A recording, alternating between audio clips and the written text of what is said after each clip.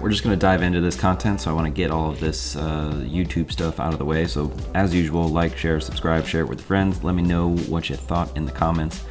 We're going to get caught up on what we've been doing with Hayden's RX7. So he just did a video recently, so you can go check that out for everything that was done before he came down to Texas. This video is going to be all about what we've been doing since he's been down here. So as you can see here, we did initially take it out to Yellow Belly. Primary thing that we wanted to get done with this outing at Yellow Belly was to make sure that the calibration was okay at altitude. So, you know, normally he's at like 6,000 feet. Now we're down to like, I don't know, 700 feet or something like that. So he came down for a race that we were going to do in Austin. There was a possibility that we were going to go to Louisiana. Either way, we needed to make sure that his calibration was good for this altitude. So we figured Yellow Belly, it's a good enough surface to knock out two birds with one stone. So, I mean, one, he gets to race at a really cool place. He's never been to Yellow Belly. And two, it's a decent enough surface that we can go ahead and get the primary thing that we need to work out, which is boost control. So he uses raw duty cycle, or I use raw duty cycle in this ECU. And so we need to make sure if he goes to a drastically different altitude, the same duty cycles are going to yield different boost. So that's the main thing. Yeah, here's the one of the first passes that we did. Yeah, I know you're talking. I've been asleep.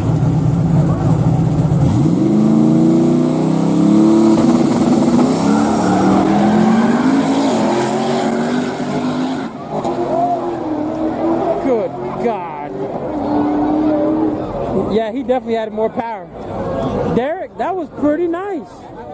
So one of the other things that we were trying to figure out, and it's pretty obvious in this clip, if you take a look at right where he does the 1-2 shift, was every time he did the 1-2, it was clunking really hard into that gear, and it would unsettle the tire.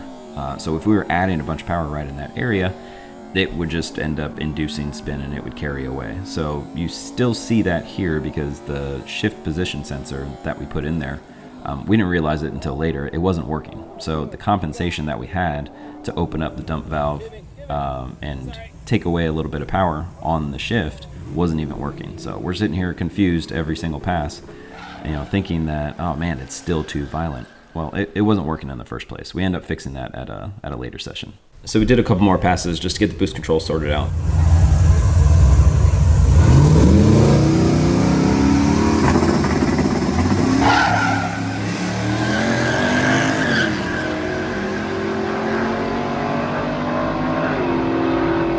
While we were in the staging lanes, some dudes wanted to set up a race, you know, just for fun. We were just trying to figure out how to make it interesting. So it was a front-wheel drive car, silver EK Civic. I'd seen him make some passes earlier in the night, and I mean, for a front-wheel drive car on that surface, it did really, really well. Like it seemed to always make a relatively solid pass. So I mean, you know, we got to make it a little bit interesting for everybody else. That's one of the things I really like about Yellow Belly is the crowd. And if you've got a cool race that's like a fun matchup, dude, the crowd just makes the atmosphere so much better. So we gave him the hit, and yeah, had to chase him down.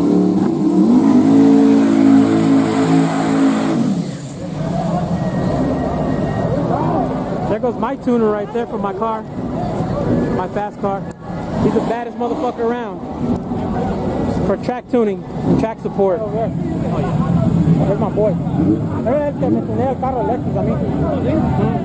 Oh, he's bad, bro. That left, right?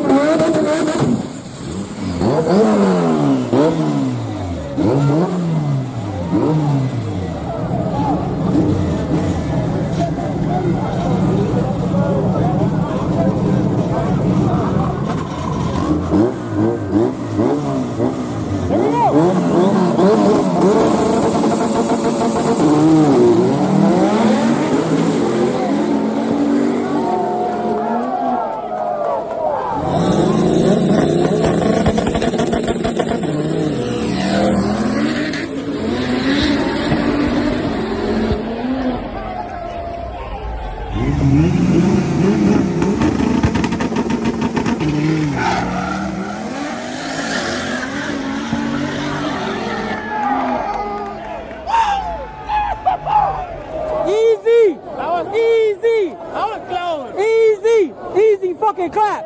That shit out of here. Easy clap, baby. Easy clap. Easy, boy. Isn't that fucked up that all these niggas didn't bet shit? I bet it. I was like, Who'd you bet with? I know he was gonna fuck him up. I gonna fuck him up. Hey, you got heart. Hey, I have hope. If he fucked up, he's gonna fuck his ass up, regardless.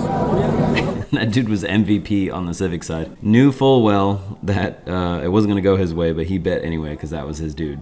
So you need those guys in your corner sometimes. All right, so on that one, both of them ended up letting out for one reason or another. I think the Civic hit boost cut, and then we just didn't need to be running it out the back, so he let out early. I think it was in between that last pass and this next one that we figured out that the shift position sensor wasn't working. So in between the two races, we tried to figure it out, but we realized what the issue was, and we didn't have a good fix for it there. So we said, screw it, let's just do another one for fun. We were still working out boost anyway. The Mazda is going against the Civic again. I guess the guys in the Civic. Nah, hell nah. Hey. Mazda rematch? Yeah. For what? How dare you? Aquel falló, este falló,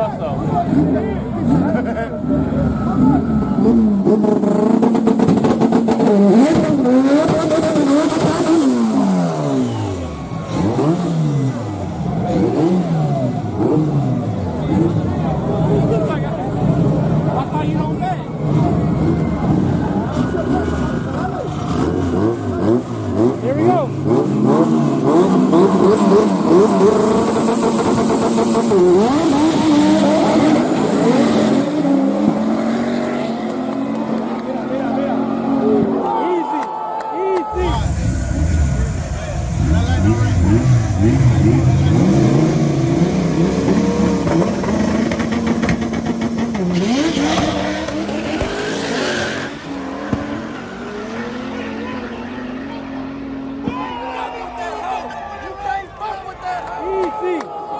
Easy! Get that Honda out of here! Get that Honda out of here! ¿Viste la carrera? Ah, pero mira cómo se puso así. Mira cómo le hizo así. Hasta Cuba estaba apretando. Nah, hell no. We weren't worried about that shit. Oí. All right, so that was it for the night. We had a good time at Yellow Belly, as always. Hopefully we get to go back there soon. But we got the boost control info that we needed, and we identified a problem that we needed to fix. And now we just need to figure out whether we're going to Louisiana or if we're going to Austin. So there was a 29s race down in Austin, and then there was the pad race out in Louisiana. So one super far, one an easy trip. But, you know, pros and cons of both. So we had to figure out, one, how to fix the problem that we had so that we'd be competitive in one place or the other. And then in Austin, we had to figure out, because it's 29s, if we wanted to go through the hassle of switching tires and being less tested on the 29, or if we stuck with the 28s and, you know, hoped that being a little bit more prepared on that tire was going to be more beneficial. So that's what we were trying to figure out here.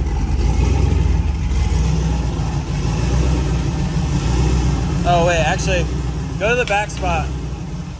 Go that way a bit.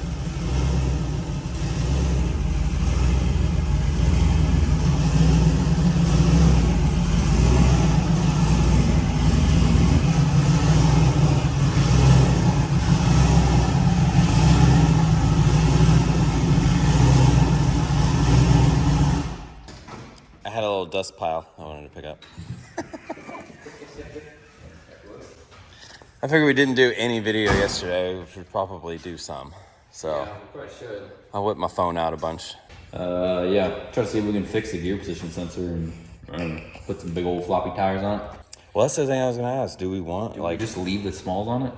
I would Might say be it puts easier. us- If you want to go test and get better data and actually be somewhat prepared, I think you leave the small tires on it because that just might split us and end up.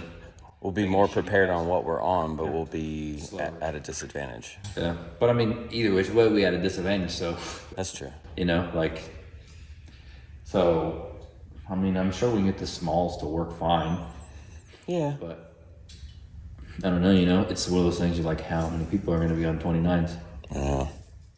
Probably a lot. Is it? Yeah, I mean, that's what they race on down there, right? So I would think so. That there would be quite a bit, but I don't know. try throwing the 29s in there. I mean, I think we could still get it done. Just might not get more than like one test hit with them, you know? But I mean, I bet we put that same tune-up in it from last night and it'd go fucking great. Yeah, that's kind of all I was expecting we would get anyway. No, I mean, I think we can still do it. I just wanted to make sure that there wasn't, you didn't think maybe No, I mean, wanting to do it a little bit less stress, but knowing you'll have less of a chance. to be fair, it's going to take you an hour and a half to go get the tires. Yeah. By that time, I'd probably be ready for it. Right, exactly. And then we'll just put the tires on, put the bead lock rings on, and then... Yeah, our only time, variable is getting the beads broke, but I can try to... You gotta be able to find a tire shop. It literally takes 5 minutes to... Yeah, no, I mean, I'm going to try to get discount and be like, hey, can you guys do this right now? Who do I have to slip a 22? Yeah. So we stuck with the 28s. That decision was kind of made for us because we thought there were some 29s that were in stock at Summit, but it wasn't at the Arlington store. It was somewhere else. So we didn't have any 29s to even put on. We didn't want to use any new used ones. If they weren't new, we didn't really want to go for it. So we stuck with the 28s. We did fix the issue with the shift position sensor. The issue wasn't actually with the sensor itself. It was with the I/O module. So we're using that I/O expansion, and for some reason, every time we would crank it, the I/O module would wig out. The solution was basically just to reset it after it was already on. It was only the cranking that was freaking it out. Once the car was on, it worked perfectly fine. So we turned the ECU on, we'd crank it, it would start, and then we would turn on the I/O module, and that seemed to solve it temporarily. So with that fixed, we headed down to Austin, and the guys down there were nice enough to send us a spot that we could do a quick test pass at.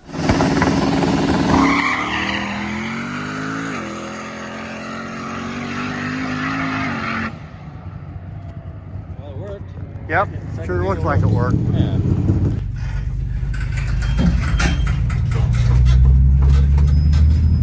Oh boy, okay. He drives like an asshole. We didn't want to waste time downloading the logs sitting out there at the test spot, so I hopped in the trailer while he's on his way to the meet spot while I'm still waiting for these things to download. All right, so everything ended up looking great in the log. The sensor did what it was supposed to do, and it was going to enable us to add more power earlier, but because the next run was going to be round 1, I didn't want to get too aggressive with it, so we gave it more, but we didn't go crazy with it. So this next clip is round 1 against Bobby in Bones.